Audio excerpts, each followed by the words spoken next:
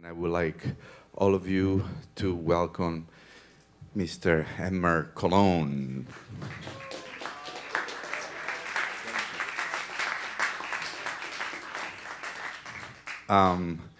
Presenting Edmar is very special because Edmar has been, I would say, you're probably the oldest student, I mean, the one that has been the longest in the program right now. You came in the program what year? 2011.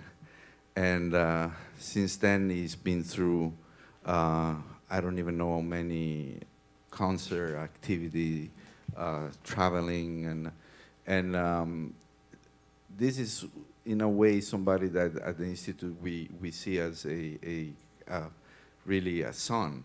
I mean, they all are kids, but Edmar has been like one of those that have really gone through all of this generation of students, and he's been growing, and everybody loves Edmar. Everybody has helped Edmar. Even I know you had an amazing teacher even outside the institute.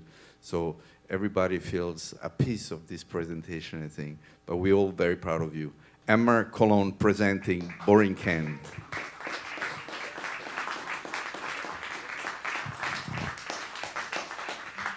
Thank you, Marco.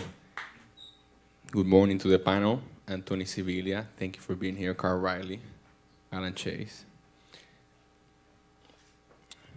Honorable guests, all my colleagues present here today.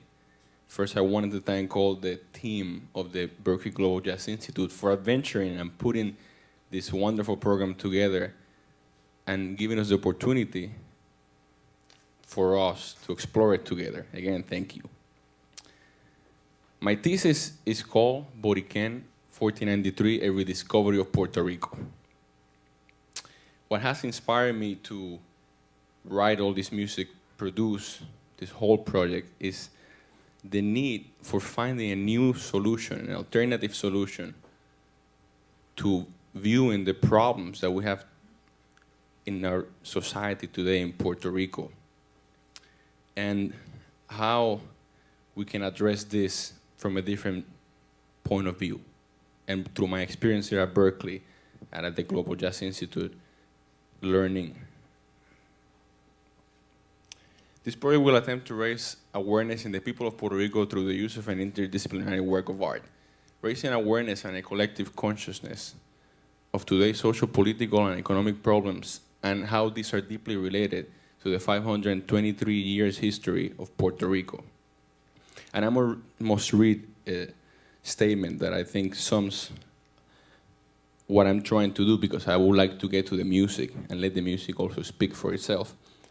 What has inspired me to write and produce this music and this whole project is the need for finding an alternative solution to the problems that Puerto Rico and my fellow Puerto Ricans face today in 2016. I believe that through the acknowledgement of the past 523 years of Puerto Rican history and what this has meant to the island and its people, we could all come to a collective consciousness and a higher state of awareness that will unite rather than separate in this most needed time. Okay, so you might ask yourself, what is Borikén? Borikén is the indigenous name of Puerto Rico, the native name given by the Taínos. The Taínos are its indigenous people. 1493 is the arrival of Christopher Columbus on his second voyage. And Puerto Rico, the name Puerto Rico comes about as the Spaniards began to monetize and take all the rich minerals that were at the island and taking them back to Spain to King Ferdinand and Queen Isabella, monarchs of the Spanish Empire at the time.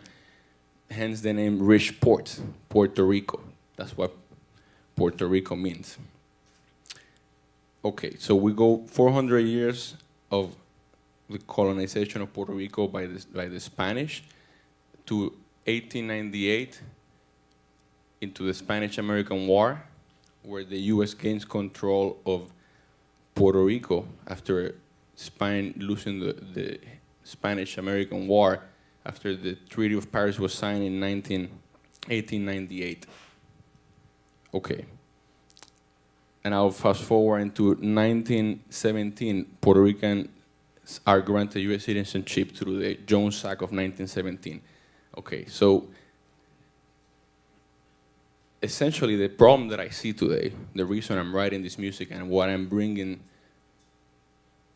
to the plate is that we have a problem, and it's that there's a lack of awareness that what we have today in Puerto Rico is connected to this history that is bypassed, it's not addressed. And I see, and I've seen, being here at the Institute, which is a huge inspiration, the work that Danilo has done at the foundation, making music a concrete way of social change. Because when we talk about these things, immediate thought could be, well, music can do beautiful things and music can change and heal. But that might go over the head and certain times can be up in the air.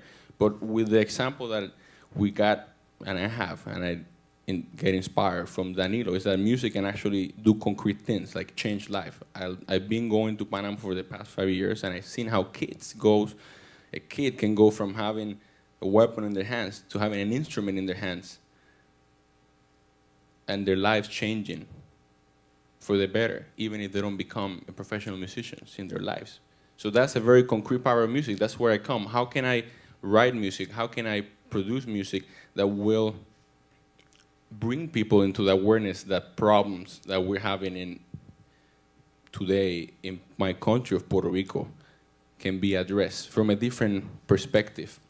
Why I'm playing music, why I'm bringing music to the table is because I feel like today in Puerto Rico, everything else has failed. Politics has failed. We are currently in a $72 billion debt that is unpayable.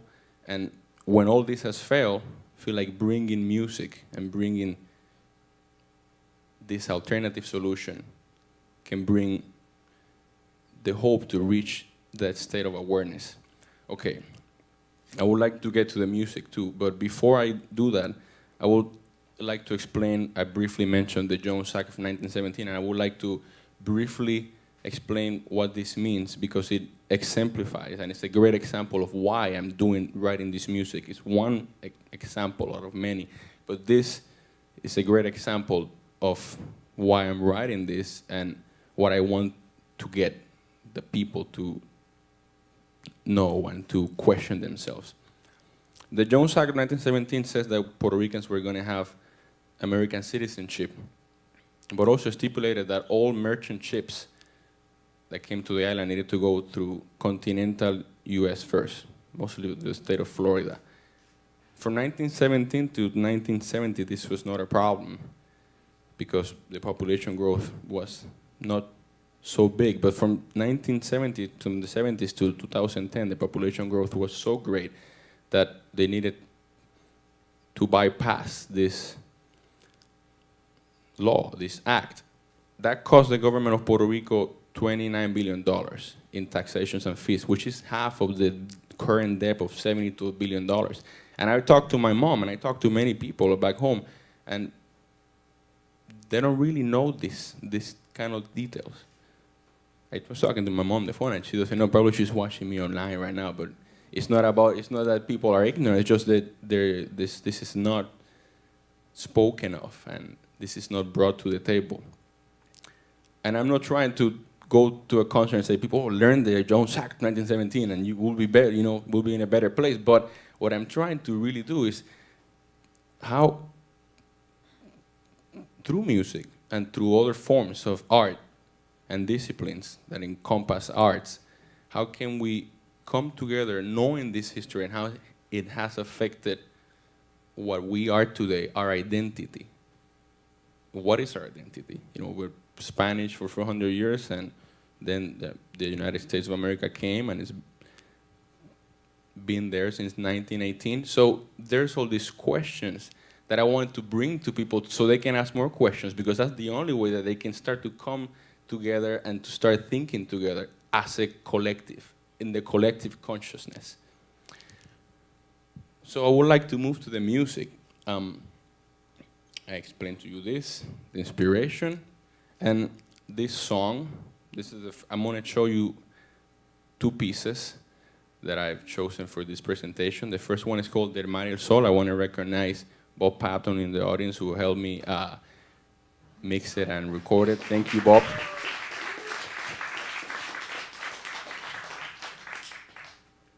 Philip Golub, friend of mine, dear friend, played piano and playing saxophone. Before I played this song, this is almost a sentiment that came to me after writing all this music and working this year, reading all this material, asking all these questions, doing all these interviews.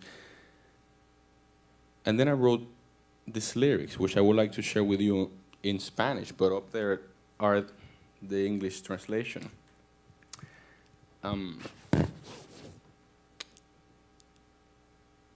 The song you were about to hear is going to be played instrumental, but I've written lyrics which hopefully Danny Rivera will sing. This is a little secret, but here are the lyrics. Mi tierra ya no ve la belleza de la luz y ya no sabe cuándo vendrá. El día que tú vuelvas, yo ya no estaré aquí. Quién sabe dónde yo estaré. Estaré lejos de tu luz, tal vez lejos del viento. Y fuiste perdiéndote en la inmensidad, la hija del mar y el sol. Lo vi al fin, el sueño de tu gente que ya están, muy llenos de ansiedad y listos de verdad para realizar y juntos prosperar en esta realidad de hoy. Y al fin habrá justicia para aquellos que no están y vieron la verdad, luchando sin cesar, dando paso a un triunfo magistral a esta sociedad de hoy. El sueño es de todos y juntos ya podremos ver la esperanza del mañana y lo que no fue será parte de ayer. Y verán el sol y el mar otra vez. Thank you.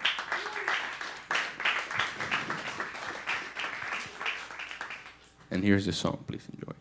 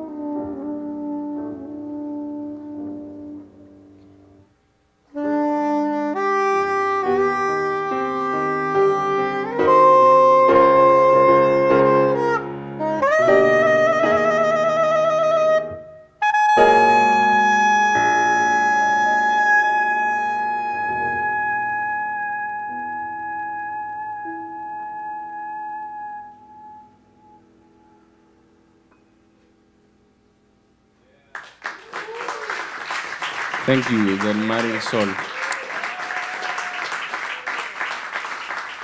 Now, I'm playing this song in their entirety because I feel like I could probably talk here about history for 2 hours, but I want the music to do that instead of me telling you 1917, da da da da da da. I'd rather the music come through with that. So the next piece that we're gonna hear also in its entirety is, I have to tell you, really, this is very quickly, this was a monster project to record, which I'm very excited and grateful that it happened. We put in Mix One Studios, you guys know, 24 people. We put a whole orchestra, and we did this huge thing. I'll really quickly say thank you, late concertmaster Marta Roma. Marta Roma played cello, Bengi Suk, Dan Lay, Gerson Enrique, Christopher Cruz, Cristobal Cruz, James Helsebul, Sahil Warsi. The winds were incredible. Angie, Julie, Brandon, Mats, Itamar, Sophie, brass, Paul Sanchez, Cole Swingler, Dorsey Means, Angel Suberon, bass trombone, percussion, Alexis Soto, Clemens Grandman, Ivana Cuesta, Tutti Druyan production here, Mao Soné, my brother who conducted this piece and co-produced, and Roy Bucris also helped me a lot right here. Thank you very much with the mixing and recording. Adam Weiss, assistant engineer, Nicole Dilma, audiovisuals, Tamar Dissendruk, orchestral music consultant. And this is an orchestral piece that I'm so excited to share with you. Very excited because I've been working on this so hard, and it's a narrative. It talks about when the Spaniards came to Puerto Rico. And I won't say anything else. See what you can, figure it out from it. Thank you so much. Noam Israeli on the drums, Isaac Wilson on the piano, Max Riley on the bass. Thank you.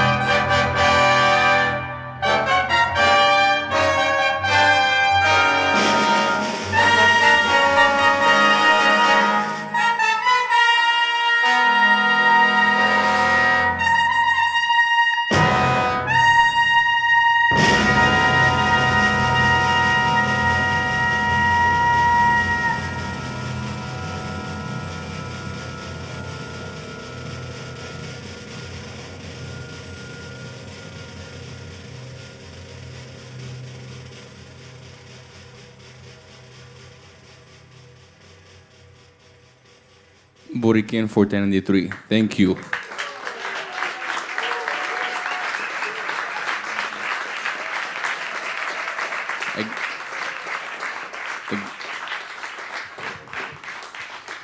Bravo, Edmar. Very good. We are a little out of time, so maybe we can keep the comments a little shorter. Anthony, since you're our guest, you start. What's the format here? What are we, just anything that, well, first of all, thank you, Edmar. It's a pleasure hearing what you've done, and I enjoyed your presentation. What can I say? I had a question for you, I guess, when I was listening to Borikén. The one place, because it has such a cinematic, pictorial quality, Right. And then there's this kind of jazz thing that happens in the middle, and I was wondering what that was for you. The Spanish are coming. That's where the Spanish are coming. Yes. Okay. The Spanish came. Uh-huh. And yes, it's a great question because actually when we were talking, I wrote this piece thinking about how can you write a movie to the music rather than writing the music to the movie, like they would do in film scoring.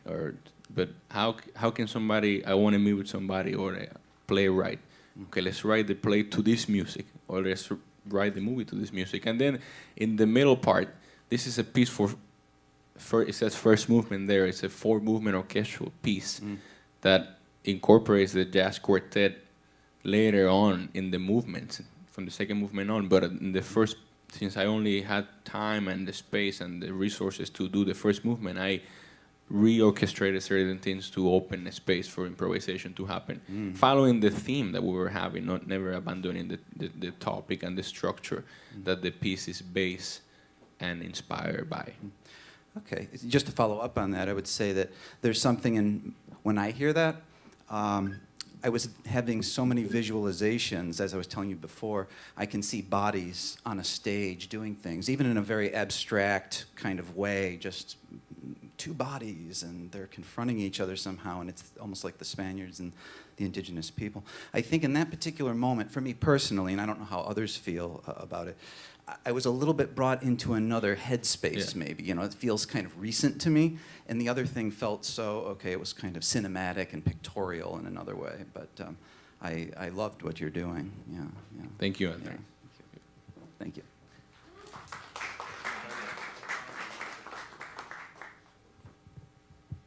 This is extremely impressive project, I mean, and great success. I mean, amazing. I had no idea. I'd heard rumors that you were doing something on this scale, and it's really impressive to see. I knew you only at the beginning of your study in the Global Jazz Institute, and you've obviously really grown as a musician tremendously. The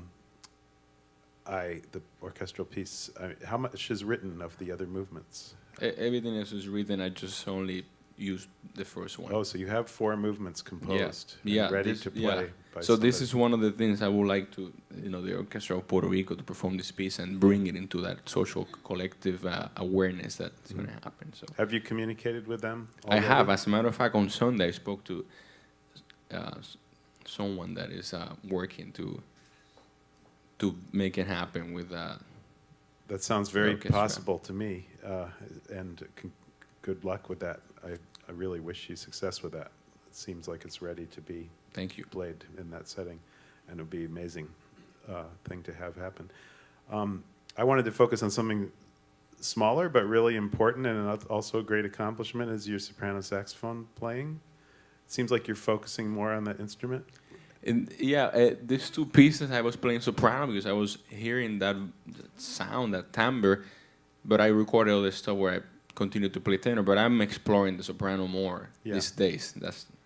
So, I mean, it's clear that you're paying a lot of attention to the soprano. A lot of people, as we all know, saxophonists pick up the soprano.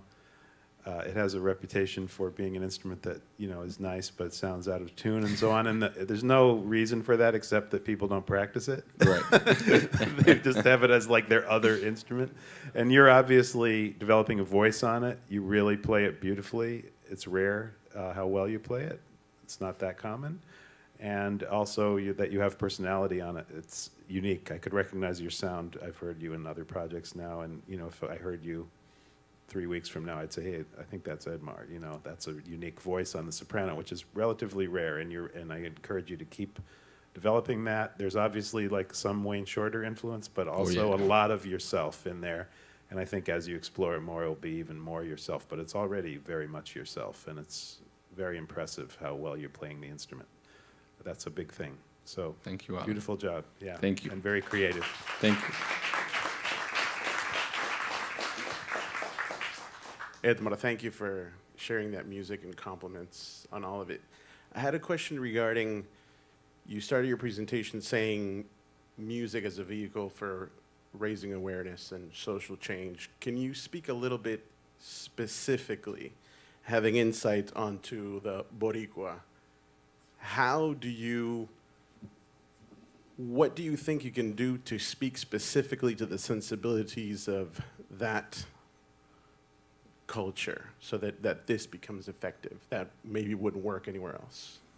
So I think through music, because I've seen it in Puerto Rico and live there, people do come together. And whether it's a jazz concert, a classical concert, a salsa concert, bomba, plena, any gathering that includes music, people do come together and seem to step out boundaries that might be political or specific ideologies. So what I'm trying to do is an interdisciplinary work. That's why when I hear Anthony saying, wow, I hear bodies moving on the stage, I see a play, I hear a movie. That's what I want. I want people to think creatively, and I don't feel an ownership over this idea. The idea is that people start to question themselves, wow, what is he doing here? What is this? How can I take this and use it myself? And by doing this, then bringing it to the places that matter. That's why I want to go present this in Puerto Rico and do something in this fashion where I talk to people briefly, and then you start to say, hey, this is the Jones Act 1917. This is what happened. So rediscovery. Why rediscovery? Rediscover, rethink, reassess, regroup, reunite, but through the use of the art, because today, 2016, everything else has proven to fail, because we are in a situation where it is unpayable, this debt. And that's a very specific point, but more specific to your question, how do I bring it specifically to the Boricua or to the Puerto Rican, is bringing the music, like in the first piece that it has lyrics, very specific, right? But in a piece like this that does not have lyrics, how I stimulate people to say, wow, that the Spanish, 1493, when they came, how is that related to what we have now, who we are today, and our identity in today's society?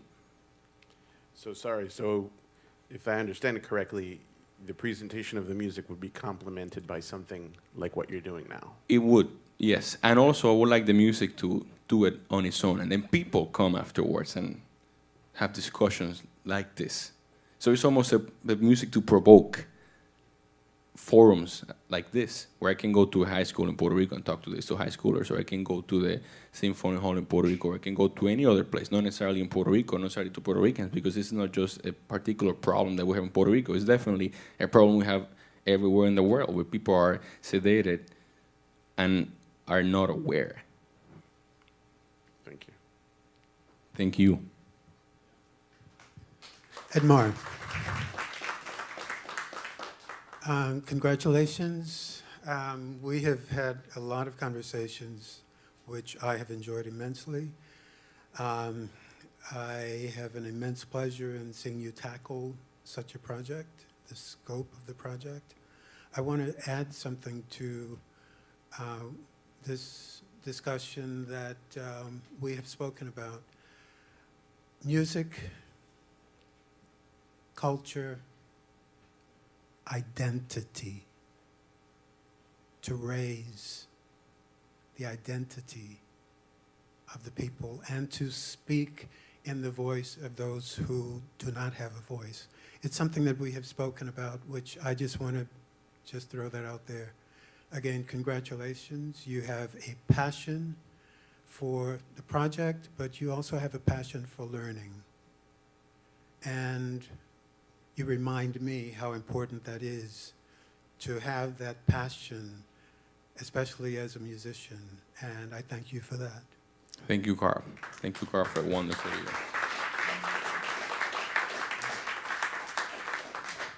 Well, Edmar, I have too many things to say, and we don't have time, so we're going to have to do another dinner. Okay, I like that. I know Lucy's listening, so Lucy, start cooking. But I want to tell you this. I totally resonate with what Alan said about your soprano playing. I hear you playing more and more, and I'm really thinking you're finding a freedom in that instrument that it's really starting to become very much part of your expression, and it's very beautiful to see that.